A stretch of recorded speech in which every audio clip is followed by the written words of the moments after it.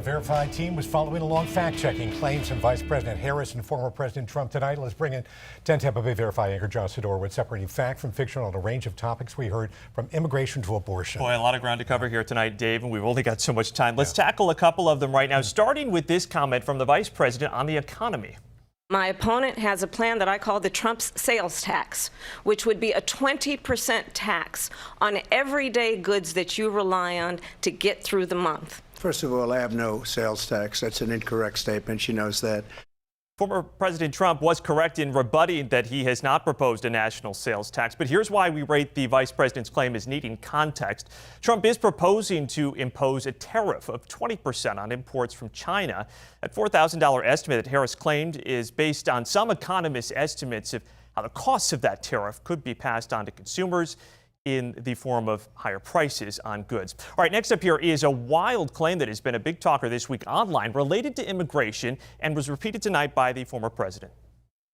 In Springfield, they're eating the dogs, the people that came in. They're eating the cats. They're eating the pets of the people that live there.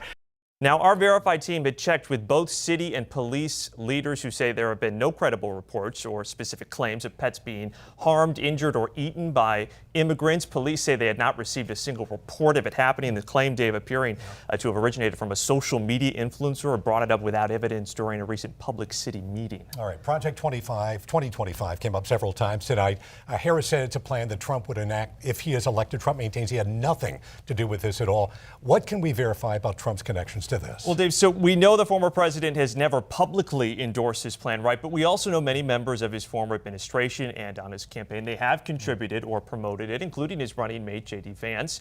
We do have more on Project 2025 right now on 10tampabay.com/verify. Our team is also adding additional fact checks here as we complete them tonight. Yeah, as you mentioned, a lot to digest tonight. We can only get to a portion of it, but it's been an interesting night. Mark your calendars. A debate between the vice presidential candidates is slated for 3 weeks from now on October 1st. Minnesota's Democratic Governor Tim Walz and Ohio's Republican Senator J.D. Vance will go head-to-head in New York City. That debate will be hosted by CBS News right here on 10 Tampa Bay.